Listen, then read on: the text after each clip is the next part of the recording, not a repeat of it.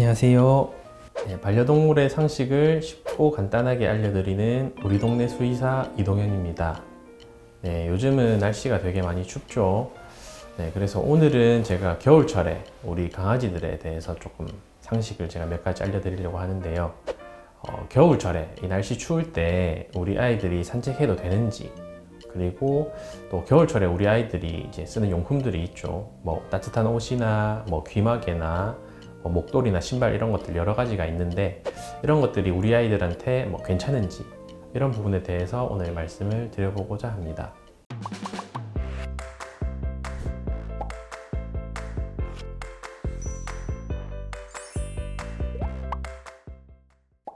그래서 요즘은 겨울이라서 날씨가 많이 춥기 때문에 이 사람들도 밖에 사실 잘 안 돌아다니고, 이 강아지들도 사실 상대적으로 좀 산책 같은 거를 덜 하게 됩니다. 그래서 강아지 같은 경우는 일반적으로는 우리 사람보다는 이 추위에 좀 강하다고 알려져 있어요. 이 애기들이 털이 우리 피부를 다 덮고 있는 것도 그렇고, 원래 보건 능력 자체도 사람보다 좋기 때문에 추위에는 그래도 강하다고 알려져 있지만, 아무리 강아지라도 이제 추운 날씨에 오랫동안 노출되면은 당연히 감기 같은 게 걸리기 쉽습니다. 그래서 오늘은 이 강아지들이 이 정도 날씨 되면 산책을 해도 될지, 이런 부분에 대해서 조금 더 말씀을 드려보고자 합니다. 강아지 덩치나 이 온도에 따라서 산책이 뭐 얼마나 위험할지에 대해서 정리해 놓은 표가 있어서 제가 한번 가져와 봤는데요. 그래서 펫플랜이라고 하는 외국 사이트에 있는 표를 제가 한번 참조해서 들고 와 봤는데요. 이 표에 보면은 이제 아이들 덩치나 혹은 지금 날씨, 기온 이런 거에 따라서 우리 아이들이 산책했을 때 괜찮을지 아니면 조금 위험할지, 이런 부분에 대해서 정리가 되어 있는 표라고 생각하시면 되고요. 1번부터 5번까지 이제 표시가 되어 있는데, 1번에 가까울수록 우리 아기가 산책하기에 적합하다라고 생각하시면 되고, 실제로 5번은 지금 영어로 생명에 위협을 줄 수 있다, 그러니까 쉽게 말하면 아주 위험할 수 있다라고 적혀 있는 거라고 보시면 될 것 같습니다. 그래서 이 표를 보시면은 1, 2, 3, 4, 5 이렇게 이제 표시가 되어 있는 이 기준선을 보면, 아무래도 대형견들은 조금 더 추운 날씨에 소형견들보다는 잘 버티는 걸로 나와 있습니다. 그래서 물론 큰 차이가 있는 건 아니지만, 이 소형견들일수록 아무래도 조금 더 추위를 잘 탄다고 볼 수 있을 것 같고요.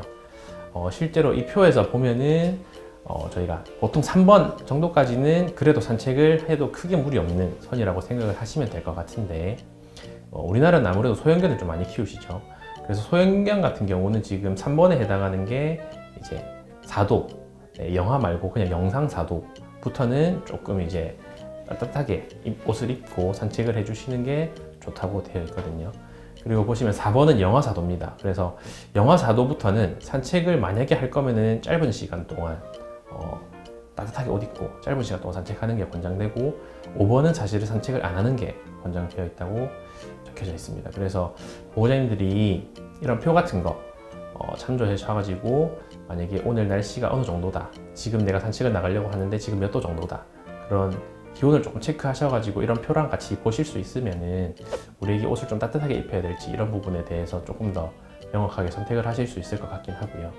물론 변수도 있습니다. 여기 옆에 나와 있지만, 혹시나 날씨가 춥고 거기다가 더불어서 습하다라고 하면은 이런 체크 포인트들이 올라가거든요. 그래서 습한 날씨 경우는 사실 건조할 때보다 더 따뜻하게 입혀줘야 된다고 적혀 있고요. 혹시나 우리 애기가 좀 이런 추운 날씨에 적응이 되어 있다라고 하는 경우는 조금 더 상대적으로 한 번도 그렇게 해보지 않았던 아이들에 비해서는 좀 추운 날씨에 이제 산책시키는 게 비교적 안전하다라고 생각하시면 될 것 같습니다.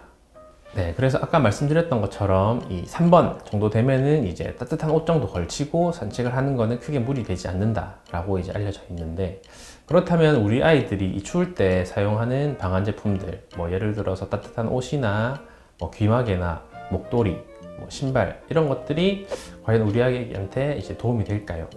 라고 이제 물어보신다면은 정답은 당연히 도움이 됩니다.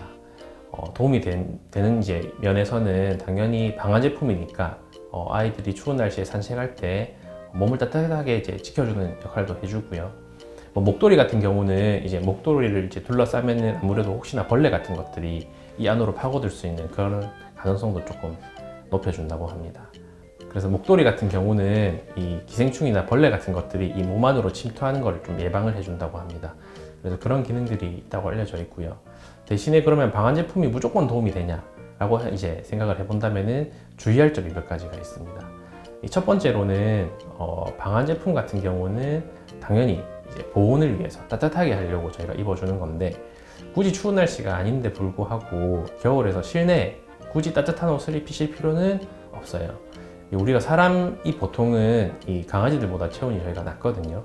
우리 사람도 사실 이제 따뜻한 집안에서는 옷을 많이 안 걸치는데, 이 강아지들은 이미 털이 온몸을 덮고 있는데 불구하고 따뜻한 집안에서 거기 위에다가 또 따뜻한 옷을 덧입혀버리면은 아이들이 훨씬 더 스트레스도 많이 받기 쉽고 또 더위를 심지어 느끼는 경우도 있습니다. 그래서 실내에는 보통의 경우는 보호자님들이 다 집에서는 난방을 잘 해주시기 때문에 굳이 따뜻한 실내에서는 방한 제품을 아기가 혹시나 감기 걸릴까봐 걱정돼서 무리하게 많이 입히실 필요는 없고요.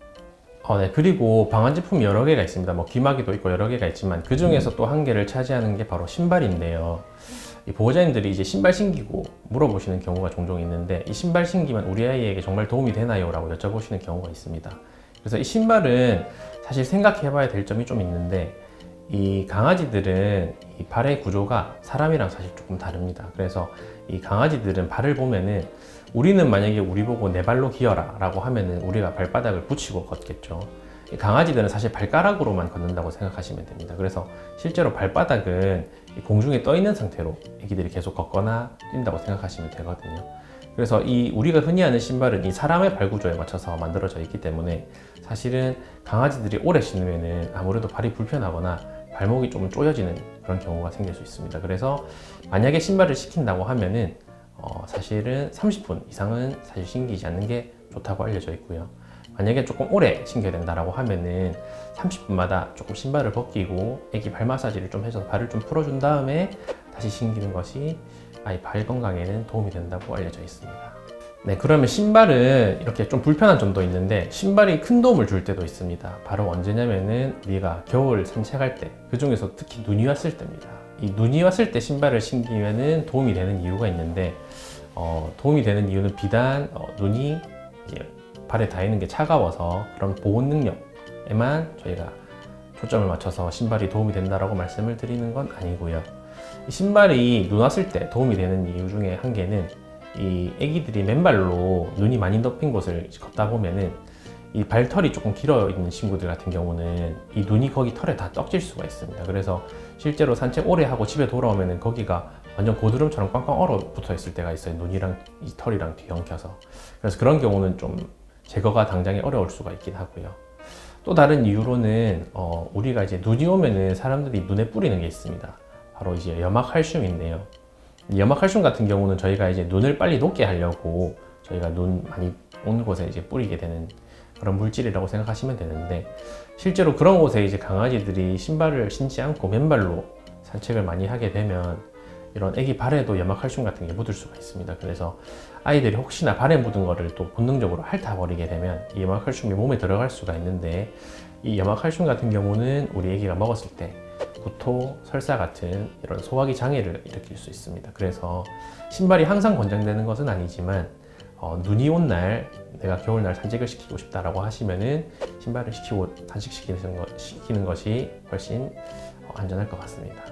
네, 그래서 오늘은 우리 추운 겨울날 아이들이 산책, 그 다음에 산책하거나 혹은 애기들 방한 제품 같은 거 사용하는 방법 혹은 장단점 이런 것들에 대해서 좀 말씀을 드려보았고요.